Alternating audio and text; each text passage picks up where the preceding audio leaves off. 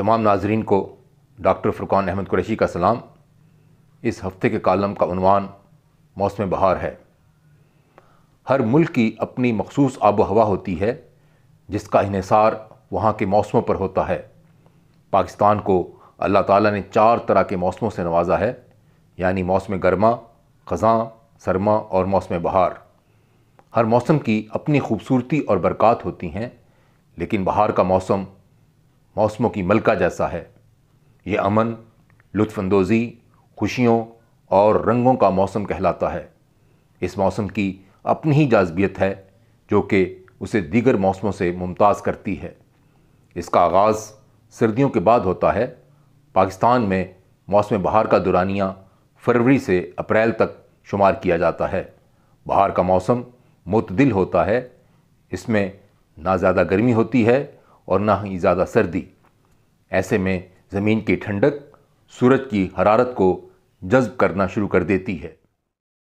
मौसम बहार के दौरान हर सू सब्ज़ा ही सब्ज़ा होता है। पौधे पनपना शुरू कर देते हैं और ख़ूबसूरत फल और फूल खिलना। खेत और खलियान सरसब्ज़ व शादाब हो जाते हैं और हर जानिब रंगों की बहार आ जाती है। जानवर और कीड़े सर्दियों की तवील नींद से बेदार होकर मौसम बहार का इंतज़ार करते हैं। परिंदों की चहचहाहट और कोयल की कूक मौसम की खूबसूरती में इजाफे का मुअज्जब ठहरती है। हुकूमत और दूसरे अदारे मिलकर लाहौर केनाल की ज़ेबाइश, ग्रीन बेल्ट और शहर के दीगर मकामात की तज़ीन व आराइश मौसम की खूबसूरती और शहर के हुस्न को 4 चांद लगा देते हैं। इस मौसम में लोग अपने दोस्तों और फैमिली के हमरा हल्के फुल्के लिबास ज़ेब तन किए अपने घरों से निकलते हैं। मौसम बहार में तालीमी अदारे मुख्तलिफ़ खेलों के मुकाबले मुनक़्क़द करते हैं, जिनमें तलबा की कसीर तादाद जोश और जज्बे के साथ हिस्सा लेती है। बहार से मुतल्लिक़ा मुख्तलिफ़ नुमाइशों और सकाफ़ती त्यौहारों को तरतीब दिया जाता है। गुलाब, चंबेली, गुल दाऊदी और सूरजमुखी को फूलों की नुमाइश में पेश किया जाता है। लोग इस माहौल से लुत्फ़अंदोज़ होकर अल्लाह ताला की नेमतों का शुक्र बजा लाते हैं। बच्चे तितलियों का जब ताक़ुब करते हैं तो ये शेर याद आने लगता है। तितलियाँ उड़ती हैं और उनको पकड़ने वाले, तितलियाँ उड़ती हैं और उनको पकड़ने वाले सही नाकाम में अपनों से बिछड़ जाते हैं। पाकिस्तान में बहार का सबसे बड़ा त्यौहार बसंत यानी पतंगबाजी या जश्न बहारा हुआ करता था। बसंत दुनिया के दीगर ममालिक मसलन भारत, चीन, जापान और सऊदी अरब में भी मनाई जाती है, लेकिन दर हकीकत ये पंजाब की सरजमीन का त्यौहार ख्याल किया जाता है। लोग सारा साल इस त्यौहार के मुनक़्क़िद होने का इंतज़ार करते थे। शहर लाहौर इन्हीं त्यौहारों की वजह से शोहरत रखता है। मुल्क भर हत्ता के बैरून मुल्क से भी लोग पतंगबाजी या बसंत के त्यौहार को मनाने लाहौर का रुख करते थे। बसंत का जश्न रात गए तक जारी रहने के बाद अगले रोज़ शाम को इख्तिताम पजीर होता।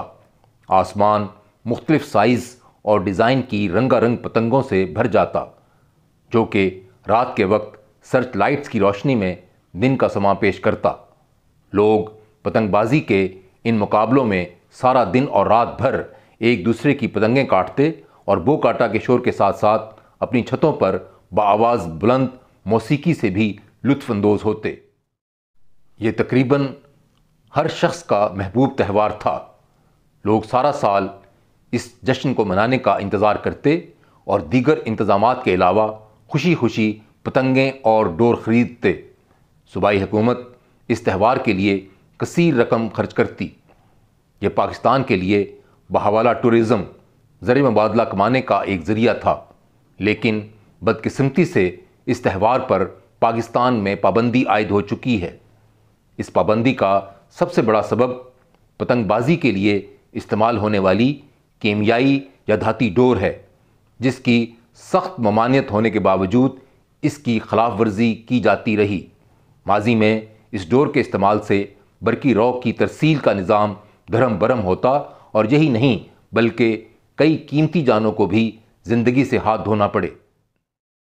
पाबंदी के इतलाक़ اور حکومتی کوششوں کے باوجود اس قاتل ڈور کی چوری چھپے تیاری اور خرید و فروخت جاری رہی، جس کا نتیجہ یہ ہوا کہ حکومت کو انسانی جانوں کو بچانے کے لیے مجبوراً اس تہوار پر قطعی پابندی عائد کرنا پڑی۔ علاوہ ازیں کئی مسلمان علماء کرام نے بسنت کے تہوار کی ہمیشہ مخالفت کی۔ ان کے مطابق یہ ایک ہندوانہ تہوار ہے جو کہ حقیقت رائے بخمل پوری نامی ایک ہندو کی یاد میں منایا جاتا ہے، جبکہ دیگر لوگوں نے یہ موقف اختیار کیا کہ یہ تہوار محض موسم بہار کا استقبال ہے۔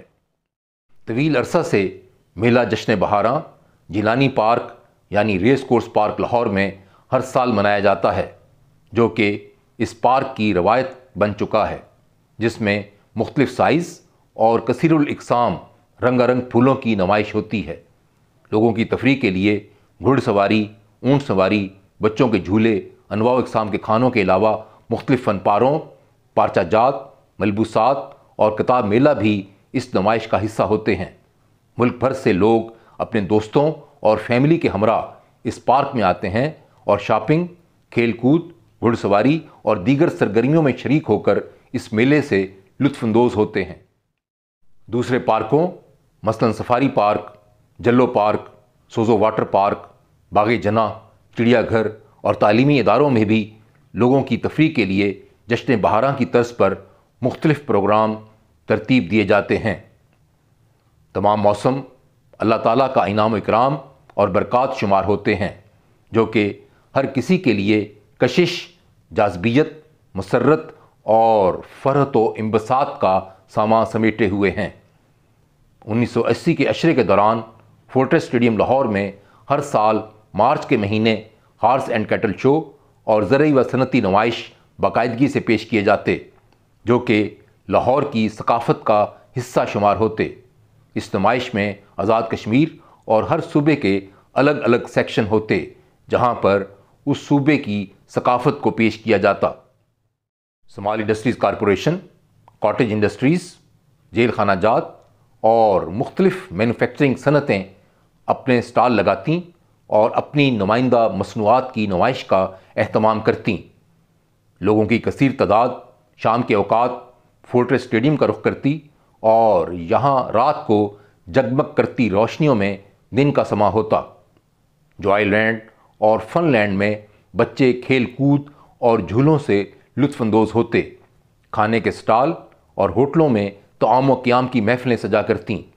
دن بھر کی تھکن کو اپنے کاندھوں سے اتارے موسم بہار کی انہی خوش کن، دلکش، ہلکی خنک راتوں میں دہشت گردی اور تخریب کاری سے ناشنا لوگ زندگی کی ہمہ ہمی اور رنگا رنگ گہما گہمی میں جذب ہو جاتے۔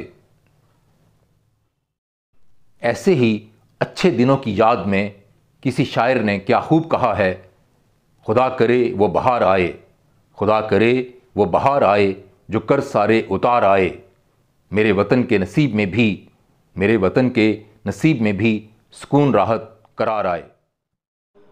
کالم پڑھنے کے لیے ڈسکرپشن میں دیے گئے لنک کو کلک کریں۔